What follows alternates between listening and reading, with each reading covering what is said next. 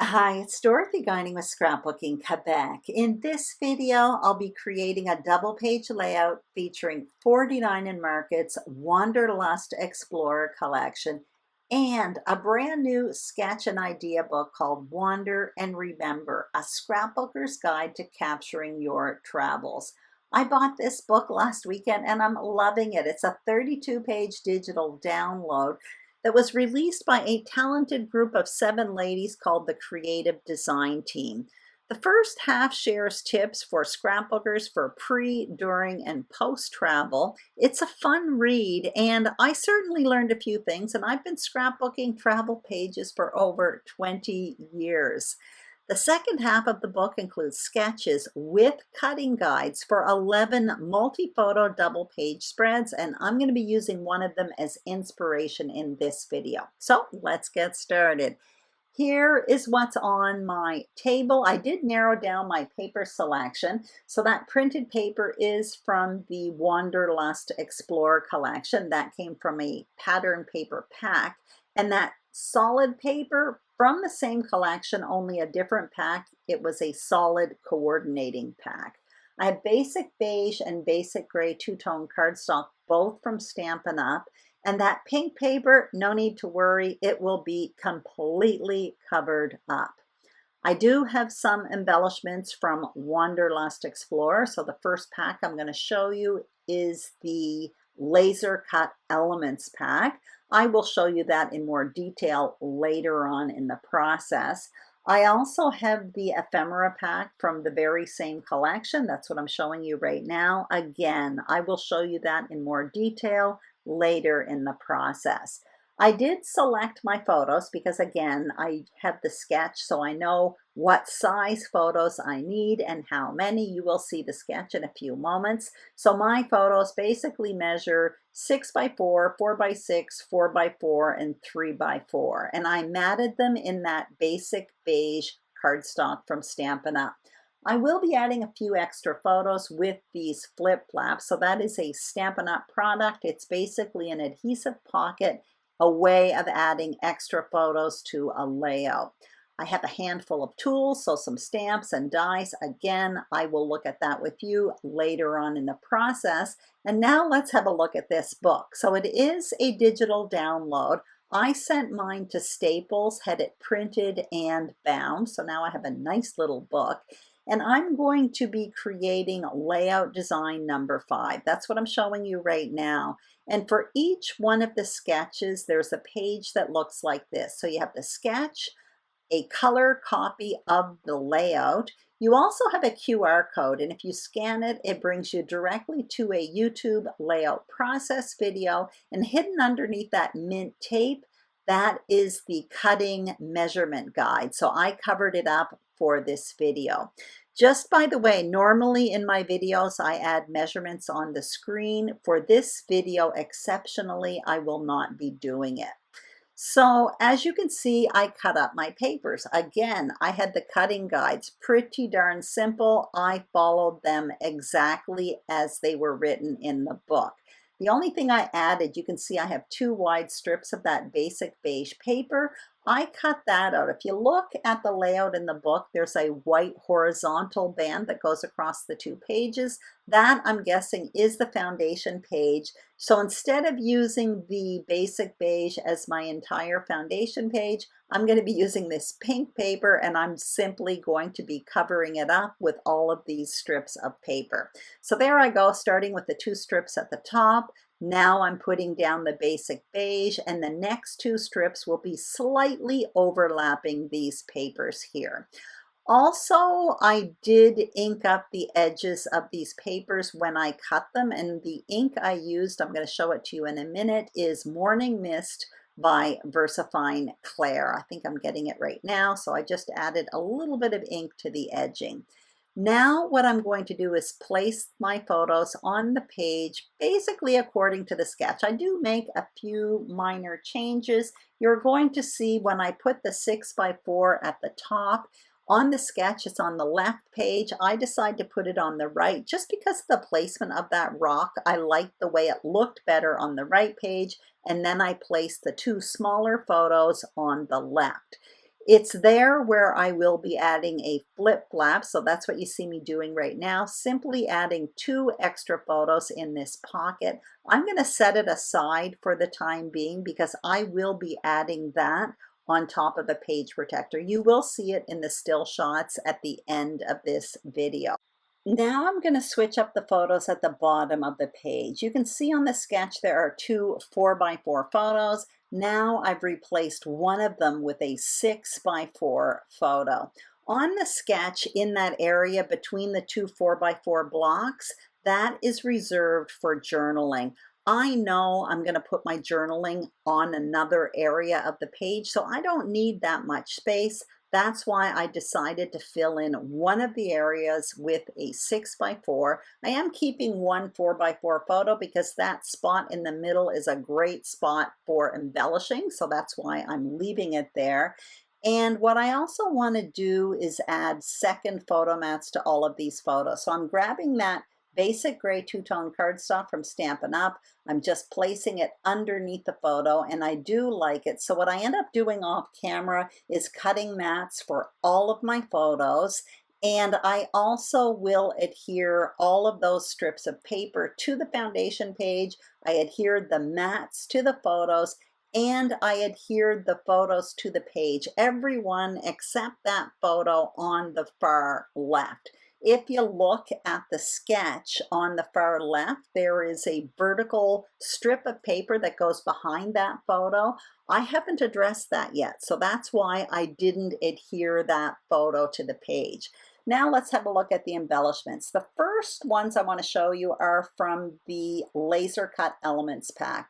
As you can see, everything I've selected is quite small. There are bigger pieces in this collection, but they didn't really seem to go with what I was having going on this page. There was like a bus, an airplane, some other things, a train. Anyway, what I ended up with was quite small.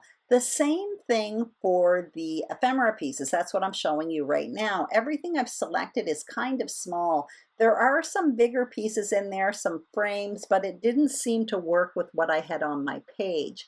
So I am showing you a bunch of larger pieces, layering pieces that I created myself with dies. I'm showing you right now a handful of notebook die cuts basically, and that came from a set from Stampin' Up called Just a Note. That's what I'm showing you right now. And for these larger pieces, I'm showing you that the paper is a bit beat up, and that is because I had made a double page layout, didn't like it, ripped it apart, but what I ended up doing was saving as much of the paper as I could, and I cut it up into layering pieces, so it's perfect. If you look closely at these pieces, I have those Viewmaster wheels that I cut from a Tim Holtz die. I have a bunch of tags, again from another Tim Holtz die. All of that was cut with damaged paper, but when I die cut the pieces, even if it's damaged on the die cut pieces, a lot of that gets tucked in embellishment clusters. So it's a great way of using beat up paper. As you can see, I'm showing you my title, and I did die cut my title with some dies. This is from Sizzix here. Basically, I used that basic gray two-tone cardstock, and I backed it in these adhesive sheets. It is a Stampin' Up product. I ran that through my die cutting machine, and I ended up with adhesive alphas. Also, I have this stamp set called Weekend Adventures, another Stampin' Up product. If you look at the sketch, there is a subtitle in the bottom right. So I plan to stamp there, Adventure Starts Here, Day 8. And I'm showing you another die set, smaller alphas, again, Sizzix, Tim Holtz. I will list all the tools I've used in the description box below in case you're interested. Before continuing, I want to stamp Adventure Starts Here directly on my page. You can see I've already done it on scrap paper. I did it so that I could just play around with placement because I know I want to put Day 8 underneath it. Once I've determined where I want to place it, you can see me drawing a line in pencil. In a moment, I will place the stamp, and what I'm going to be doing where it says starts here on the stamp, I am going to be lining that up on that pencil drawn line, and that way I will be able to ensure that it's straight across the page. That's what you see me doing right now. I will be adding that Morning Mist ink from VersaFine CLAIR, and I will do it off camera because I prefer to stamp like that, especially when it's directly on a page. I like to have it right underneath me. So now my stamping's done. I let it dry for about 10 minutes, then I erased it, and now you can see I've got day 8 underneath, and I'm still playing around with my title. I'm not sure if it's going to be quick pit stop, a pit stop, or a quick pit stop. You're going to see me come back and forth with those alphas. I'm not quite sure what my title is going to be at this point. Now what I want to do is start building clusters, and I do want to start with the largest pieces, and I also want to address the fact that I need a vertical border on the far left. So I have these die cut notebook pieces, and what I'm going to do is put them at the top and the bottom of that photo on the left, and I think that's going to be my vertical border. It's not going to do the whole span of the page, not the full length, but I like how that looks. And off camera as well, I did do my journaling on vellum, so you can kind of lightly see it there layered up on top of that notebook underneath the photo on the left. I am placing notebooks in 2 other areas just to repeat it, so I have that in 3 areas across the page. But what I want to do right now is continue working on that vertical border. So I'm digging into the tags, just pulling out a few. I'm lining up one behind that notebook at the top of the photo, and then I end up coming with a shorter, stubbier one and putting it in front. And I'm really happy because all of those were from scrap paper that could have easily gone in the recycling bin.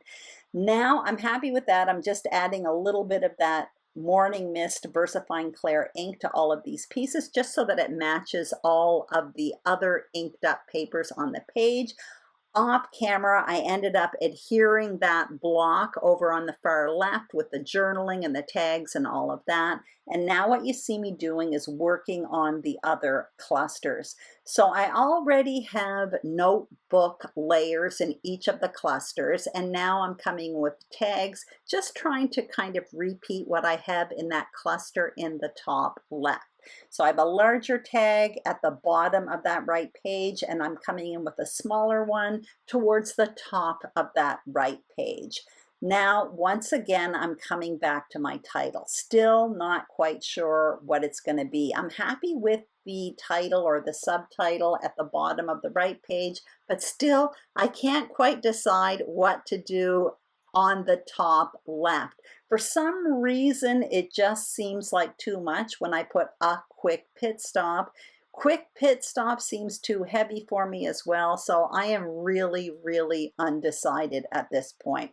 What I end up doing is right now forgetting about that, and I'm going to the smaller embellishments. So you can see me layering in a wordy bit in the top left there. I'm happy with that. So now I have 3 pieces up there, and I'm coming in with the little laser cut embellishments, the smaller ones, and adding a few more to that cluster on the bottom right. So I have a knapsack, a little compass, and a camera, and I'm quite happy with that.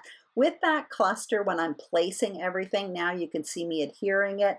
What I'm doing is making sure nothing is lined up. You can see that that notebook kind of goes out further. The tag is a little bit further in. When I place the knapsack, it kind of overlaps again a bit more towards the left.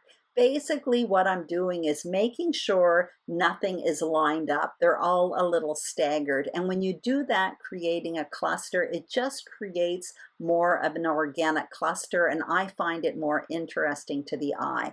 So I'm adhering all of that. Eventually, the little camera that's on top, I will pop it up with foam adhesive. Now I jumped up to the top right corner. I'm just adhering those pieces there, and I did add a bit of ink to the layering pieces. And once again, I'm landed at the title. I do have to make a decision. In the end, what you're going to see I do is turn off the camera. I do adhere my title, and it ends up being a pit stop, which is exactly what this layout is about. On this day, we had done a wine tasting tour in the Burgundy region of France, and on our way back to our riverboat, our guide asked the bus driver to stop at this Roc de Salutre, I think it's called. Anyway, I remember the bus winding down this road, wondering how it was ever going to get in there and back out, but we did manage. As you can see, I adhered my title, and now I've moved ahead to fixing up my tags, basically finishing the tags. So I punched out 1/2-inch circles in that gray two-tone cardstock, adhered them on top of the holes, and now I'm topping them off with these metallic adhesive dots. These are from Pinkfresh Studio. I quite like them. And in the cluster in the bottom right, I added a few extra inside the compass and in the camera. Now I'm finding my page is missing something. So you can see with that damaged paper, I cut myself out some 1/4-inch strips of paper, and now I'm cutting them into different lengths. I'm wondering what they would look like in that border on the top right and in the bottom left. And in the end, I quite like it. So that's another idea with just a little scrap of damaged paper. I adhered that off camera, and here it is, my finished layout. As you can see, I pretty much followed the sketch. I switched up the placement of photos a bit, and I did replace one 4x4 photo with a 6x4. I also moved the journaling to the vertical border on the left, and I kind of went my own way with cluster placement, which is pretty typical for me. The sketch made this double page spread so easy to come together, especially with the measurements and cutting guides. I particularly appreciated the common photo sizes because that made adding extra photos with Stampin' Up! Flip-flaps really easy. If you are looking for Wander and Remember, a scrapbooker's guide to capturing your travels, I will put a link to the Creative Design Team website below. I am not affiliated with this group, but I can tell you it is a fun little book, and I'm really looking forward to creating more with it. I hope you enjoyed this video. If you did, I'd greatly appreciate a thumbs up. If you haven't subscribed to my channel, Scrapbooking Quebec, I would be thrilled if you did. And if you are a subscriber, thank you very, very much. Have a great day, and I will see you soon on YouTube. Bye-bye.